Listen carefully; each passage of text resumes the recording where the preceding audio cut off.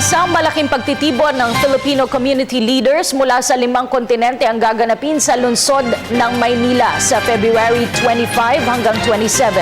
Ayon kay Commission on Filipino Overseas Chairperson Secretary Imelda Nicolas, mahalagang okasyong ito para mapag-usapan ang mga isyung nakakaapekto sa kapakanan ng overseas Filipino workers.